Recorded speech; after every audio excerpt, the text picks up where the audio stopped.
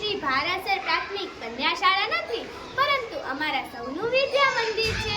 આ વિદ્યા મંદિર કેવું છે, ચાલો હું તમને કહું. જ્ઞાનરૂપી ગુરુજનોના અનુભવતાની વાણી સાંભળીએ છીએ.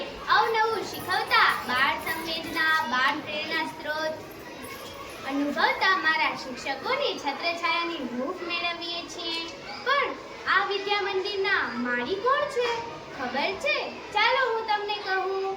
જેમણે એક નાનકડા ગામમાં દીકરીઓના અભ્યાસના અર્થે કંઈ કચાશ ન રહે તે માટે અદ્યતન સંકુલ ઊભું કર્યું છે, જેમાં તેમણે આર્થિક સહયોગ આપ્યો છે. સહયોગ શબ્દ તો ખૂબ નાનો પડે છે. એમ કહી શકાય કે અમારી આ વિદ્યા મંદિરના જન્મદાતા છે અમારા સૌના વિશ્રામ બાપા. તો ચાલો મારી સાથે અમારા આ વિદ્યા મંદિરના દશાબ્દી મહોત્સવના સાક્ષી બની આ છેલ્લી સફરના. આ છે અમારો પ્રાર્થના હોલ. અમે સૌ અહીંયા પ્રાર્થના કરીએ છીએ અને સાથે સાથે કેટલીક રજૂઆત કરીએ છીએ. તો ચાલો આપણે જોઈએ આપણા પ્રાર્થના હોલમાં શું થઈ રહ્યું છે.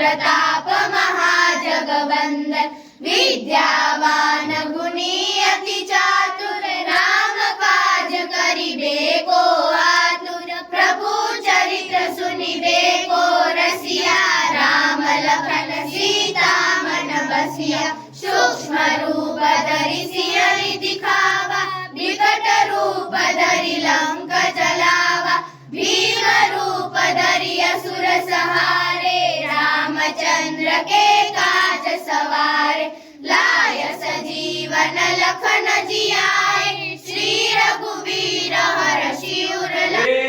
1 2 3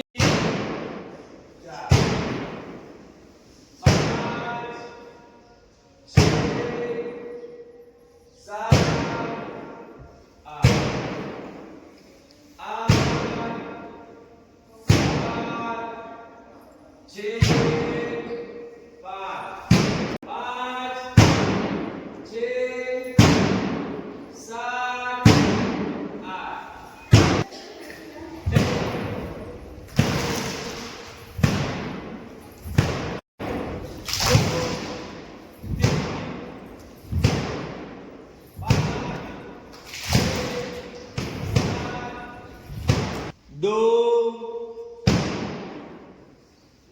3 4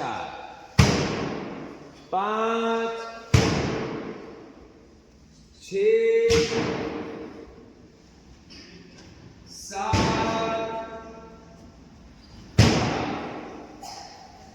8 9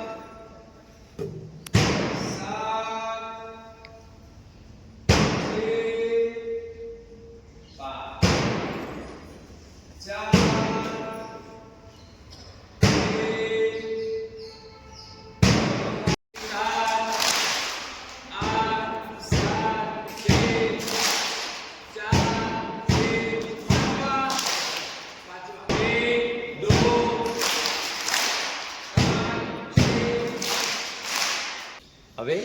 ઓમકારનું રટન કરશું. સૌથી પહેલાં ધ્યાન મુદ્રામાં શ્વાસ ભરો બધા.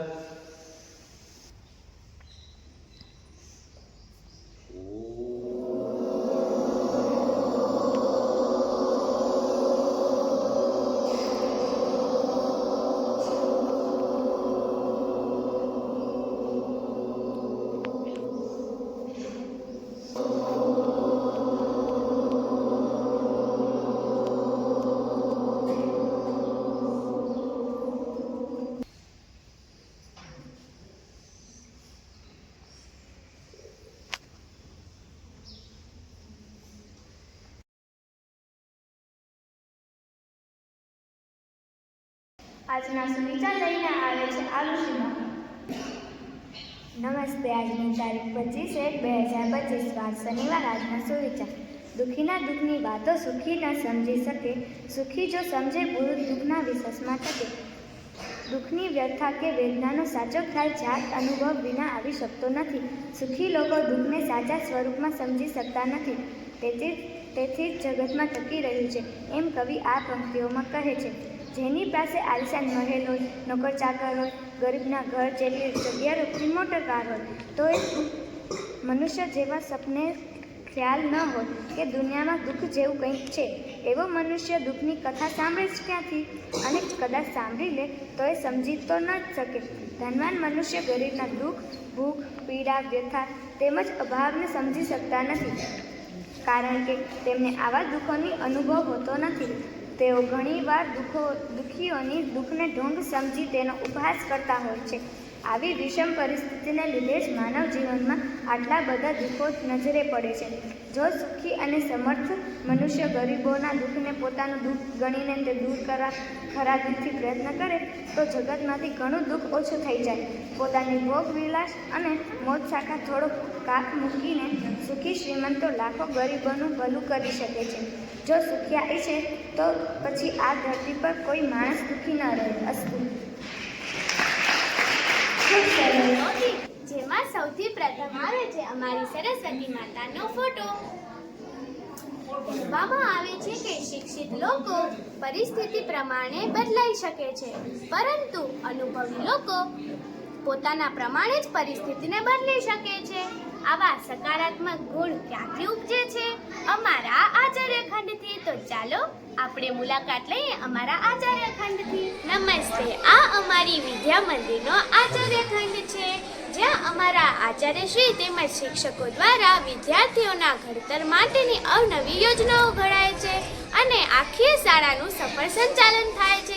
તો ચાલો આજે હું તમને અમારા આચાર્ય બેનની મુલાકાત કરાવું. આ અમારી વિદ્યા મંદિરના આચાર્યશ્રી છે, જેનું નામ છે દ્રષ્ણાબેન સોની. ચાલો જઈએ આપણે ટેકનોલોજીને રૂબરૂ કરવાના ખંડ તરફ. આલ્બર્ટ આઇન્સ્ટાઈન કહે છે કે જ્ઞાન કરતાં પણ વધારે કલ્પનાનું મહત્વ હોય છે. જ્ઞાન એ સીમિત હોય છે, પરંતુ કલ્પના એ અસીમિત હોય છે. આવી જ અમારી કલ્પનાઓને ખુલ્લા આકાશમાં ઉડવા માટેની પાંખો અમને મળે છે આ વિજ્ઞાન ખંડથી. તો ચાલો જોઈએ આપણી કેટલીક વિદ્યાર્થીનીઓ અહીંયા પર પ્રયોગ કરી રહી છે. તો જોઈએ. આ અમારા શિક્ષક છે અલ્પિતાબેન ગોર, જે અમને વિજ્ઞાનના અવનવા પ્રયોગો કરાવે છે.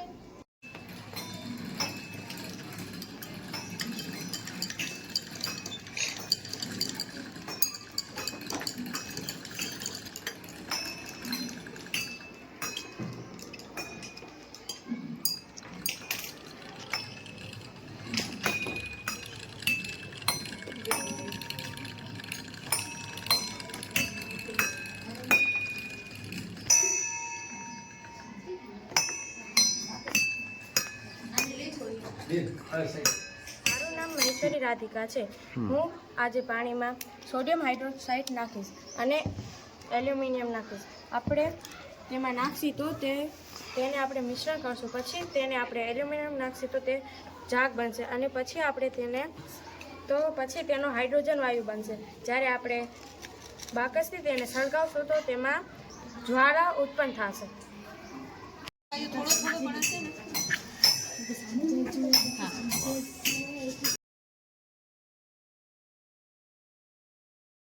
ઝાલા અરુસીબા છે. આ એક શુદ્ધ પાણી છે.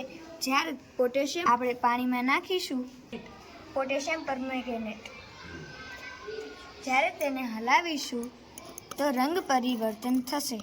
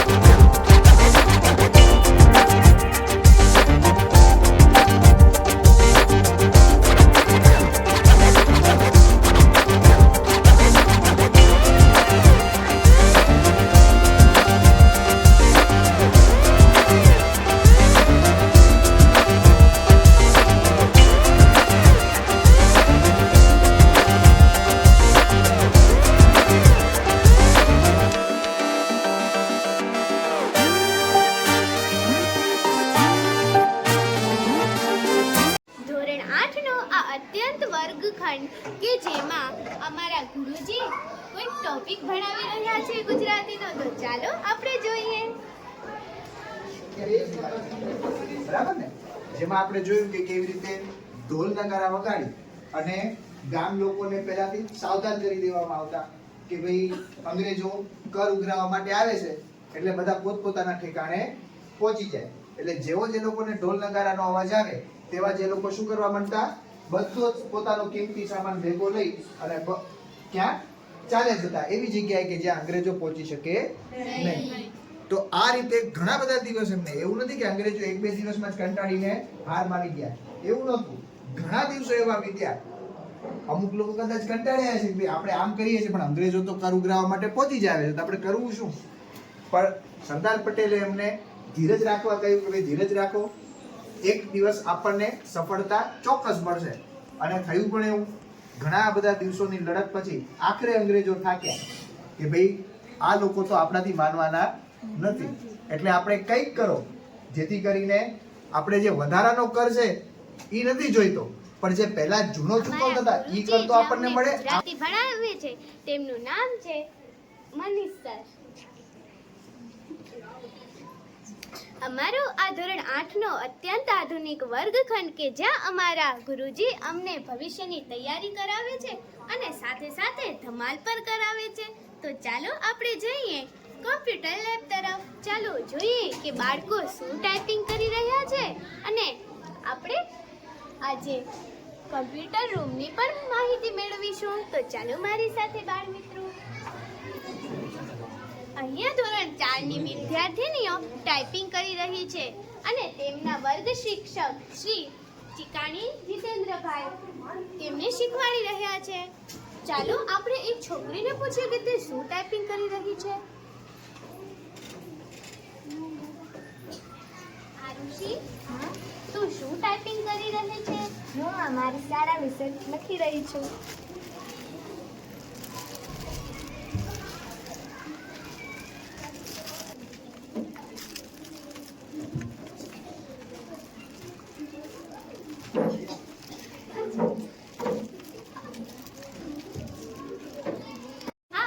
કોમ્પ્યુટર રૂમ છે જેમાં બાળકો અહીં કોમ્પ્યુટરનું શિક્ષણનું જ્ઞાન મેળવે છે. સાથે સાથે અમારા કોમ્પ્યુટર રૂમમાં આ પ્રોજેક્ટર અમારી શાળામાં જ્ઞાન કુંજ દ્વારા આવેલું છે.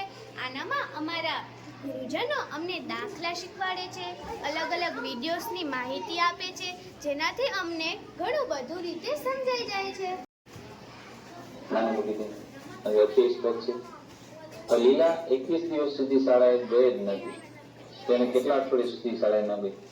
હવે 21 દિવસ, એક અઠવાડિયામાં 7 દિવસ હોય તો 21 ને કેટલા ગુણીએ તો 7 ને કેટલા ગુણીએ તો 21 થાય? તો 7 3 21. એક અઠવાડિયામાં 7 દિવસ તો 3 અઠવાડિયામાં કેટલા થાય? 7 3 21 દિવસ. એટલે 3 અઠવાડિયા સુધી લીલા શાળાએ ભણવા ગઈ ન હતી. અમારે અહીં 2 પ્લે હાઉસ છે જેમાં ધોરણ 6 થી 8 માટે આઉટડોર ગેમ્સ અને ઇન્ડોર ગેમ્સ. તો ચાલો આપણે જોઈએ રમતનો રૂમ.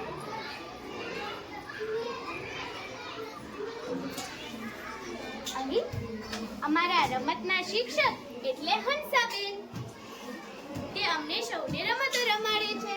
ચાલો આપણે પૂછીએ કોણ કઈ રમત રમે છે.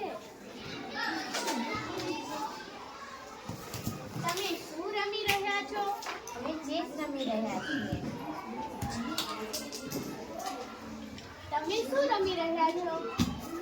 પિરામિડ રમી રહ્યા છીએ. અને કેવી રીતે રમાય જરાક કહેશો અમને? આનામાંથી ગમે તે એકને કાઢવાનું. જો તે પડી જાય તો આપણે આઉટ થઈ જઈએ.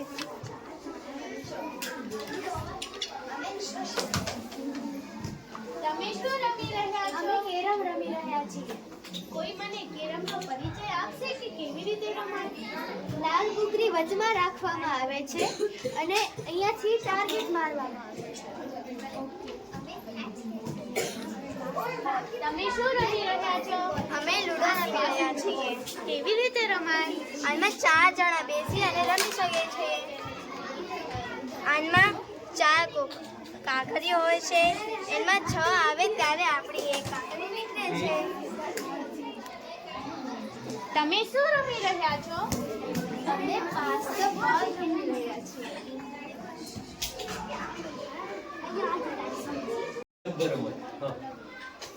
તમે શું રમી રહ્યા છો? અમે અહીંયા અંગ્રેજી શબ્દોને ઓળખીએ છીએ. જેમ કે વિભૂતિએ મને પૂછ્યું કે આનો અર્થ શું થાય, તો હું કહું હેપી એટલે ખુશ થવું. એવી રીતના અમે આ શબ્દોને પણ યાદ રાખીએ છીએ. તો અમને 2-3 શબ્દો કહેશો? મીરા હેપી એટલે શું થાય? હેપી એટલે ખુશ થવું. ખુશી કોમ એટલે શું થાય? કોમ એટલે આમ. કનિષા ગો એટલે શું થાય? ગો એટલે જવું. આ પ્લે હાઉસ 1 છે. આ પ્લે હાઉસમાં અમારી નાની વિદ્યાર્થીનીઓ એટલે નાના ભૂલકાઓ રમી રહ્યા છે. તો ચાલો આપણે જોઈએ. તમે શું રમી રહ્યા છો? અમે મોટાથી નાના ગોઠવવાની રમી રહ્યા છીએ. વાહ. નાનકડી ધોરણના રમતના ટીચર હિનાબેન જે નાની બાળાઓને રમત રમાડે છે અને રમત કેવી રીતે રમાય તે પણ શીખવાડે છે. રમત રમવાથી આપણે કેટલા બધા ફાયદા થાય છે. આ જ ફાયદાના કારણે અમારા વિદ્યા મંદિરમાં પ્લે હાઉસ 1 નું નિર્માણ કરવામાં આવ્યું છે.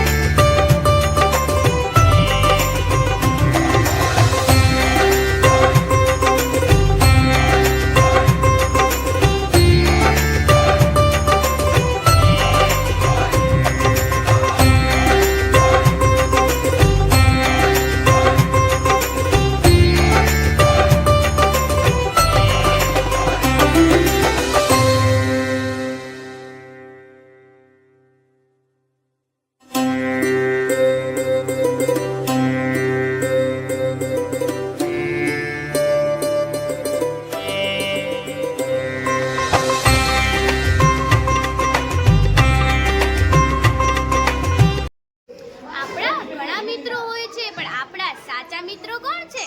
પુસ્તકો. તો ચાલો જઈએ પુસ્તકાલય તરફ. આ અમારી લાઇબ્રેરી છે અને અહીં બેઠેલી છે ધોરણ 5 ની વિદ્યાર્થીનીઓ, જેમના ક્લાસ ટીચર છે પૂજાબેન, જે તેમને રોજ અહીં પુસ્તકોનું વાંચન કરાવે છે. અમે પણ અહીં પુસ્તકોનું વાંચન કરીએ છીએ અને પ્રાર્થનામાં પુસ્તક સમીક્ષા કરીને અમે સભ્યશીલ નાગરિક બનવાનો પ્રયત્ન કરીએ છીએ.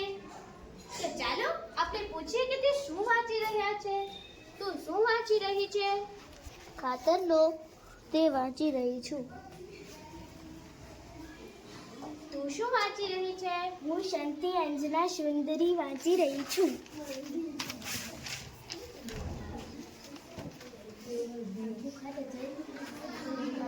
જયતી તું શું વાંચી રહી છે? હું આલુ ટેકરી ઉપર ટેકરી ચડવા વાળું વાંચું.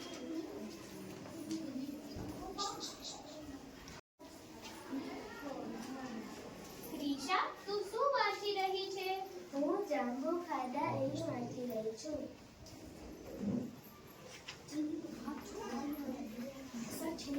રિયા તું શું વાંચી રહી છે? હું બધા તારી ફિલ્મ વાંચી રહી છું. તું શું વાંચી રહી છે આરતી? હું શોધલ પાત્ર વાંચી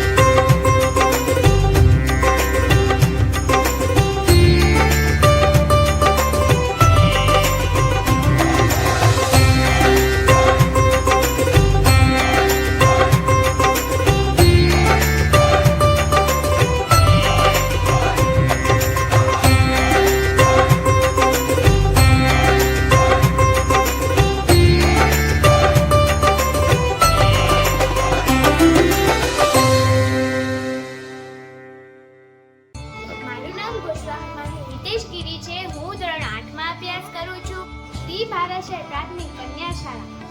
આજનો અમારી વિદ્યા મંદિરનો તમને વિડીયો જો ગમ્યો હોય તો લાઈક કરજો, શેર કરજો અને સબસ્ક્રાઇબ કરજો. આભાર.